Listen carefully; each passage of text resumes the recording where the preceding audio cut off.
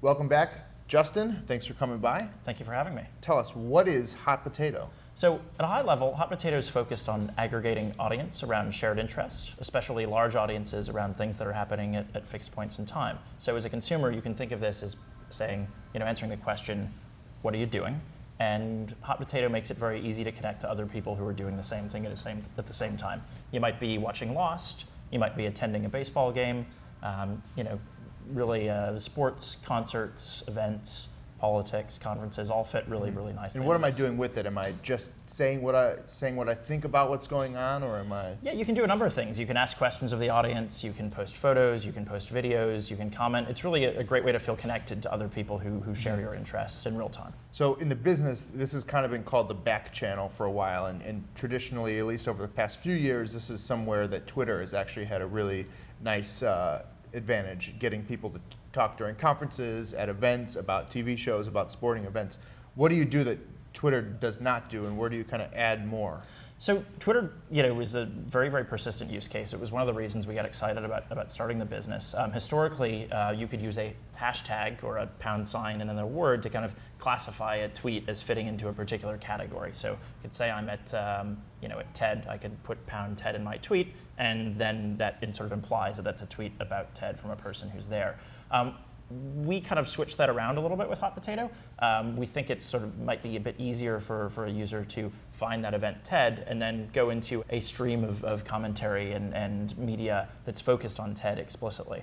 So one of the challenges with Twitter is when you're, say, watching the Super Bowl and you want to see all the tweets about the Super Bowl, it becomes very difficult to filter that based on your friends, your location, and a number of other aspects that we think are important. So you're bringing me then messages based on what sort of things? Based on your interests. We're going to filter and give you the most relevant messages for you based on your social graph, based on your location, based on a little bit of demographic data about you potentially. So I'll see stuff that my friends that I'm actually friends with are saying. Exactly. Or you'll see stuff that the audience thinks is really interesting. So if a particular message has received a lot of commentary around it in response to it, or a lot of likes, we'll distribute that more widely amongst the audience. Two obvious places where this could be very strong: mobile, and you have an iPhone app, and you can tell me how strong mobile is doing, but also the iPad, which is new and still not in a lot of homes, but I've found in the last few weeks using one that when I'm sitting on the couch watching TV or basically doing anything, that's what is on my lap these Absolutely. days. You and me both.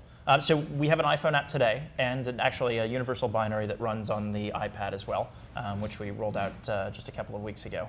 And it's been a really, really great use case for it. We're doing mobile web, still a bit of a work in progress right now, but over the next few weeks, we're going to be doing a pretty big release.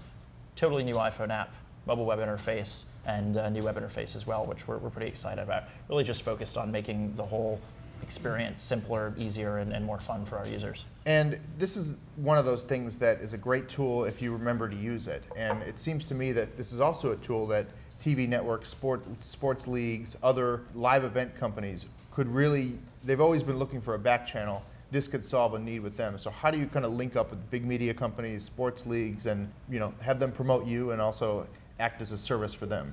I think it's really straightforward.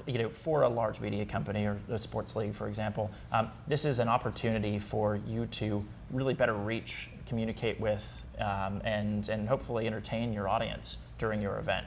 You could set up a Facebook page or a Twitter account, but you don't really get that visceral response, people who are immediately there reacting to what's going on. I think that the use case for it fits into two great categories, one of which is leveraging the fact that you have access to this audience as a consumer. You might ask a question and get responses back from a number of people who are interested in the same thing. And two is really this shared context and reaction. When you get excited about something that's happened, the first thing you want to do is share that with somebody else that is interested. So how do you convince these big companies that you, the new guy, is worth doing business with? We built a product that distributes itself. We don't fundamentally believe we'll ultimately be successful if we don't have a product that users just want to use independent of any actual promotion of it via a media brand. But we so far have we've done a couple of things. We did a promotion with AT&T around March Madness, which went really nicely, and we're working on some new stuff actually on the iPad specifically with some potential partners that we're excited about. I think the premise really is if people are interested in sharing what they're doing with their friends and potentially with brands as well, it's a really, really nice intersection with the product that we're working on.